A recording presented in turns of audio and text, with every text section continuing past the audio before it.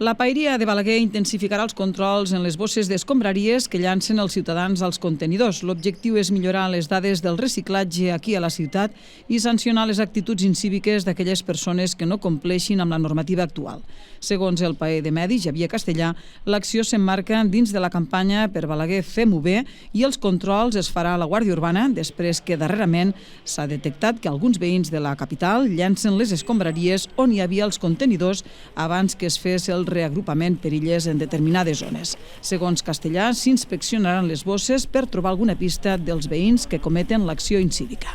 Doncs avui farem una acció, com deia, juntament amb la Guàrdia Urbana i inspeccionarem les bosses i veurem si tenim alguna pista que ens indiqui quin veí és o quins veïns són els que deixen les escombraries al terra, cosa que està per ordenança prohibidíssim.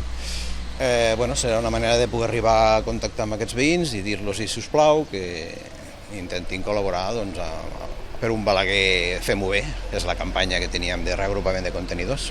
Si hi ha suficients indicis de la persona que comet l'acció incívica, la Guàrdia Urbana podria obrir un expedient i imposar sancions que s'incrementaran notablement amb la nova ordenança de policia i bon govern que podria estar enllestida en un mes i mig. La Paeria va començar a mitjans de l'any passat el repartiment dels tríptics informatius de la campanya Per Balaguer Fem-ho bé per conscienciar la ciutadania de la importància del reciclatge.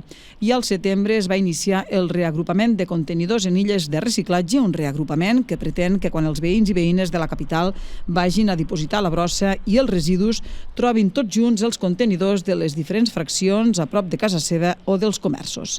Balaguer està molt lluny dels objectius europeus de reciclatge que marcaven un 50% de reciclatge per a l'any 2020, un 55% per al 2025 i un 60% per al 2030. El 2020 Balaguer va arribar només al 33%.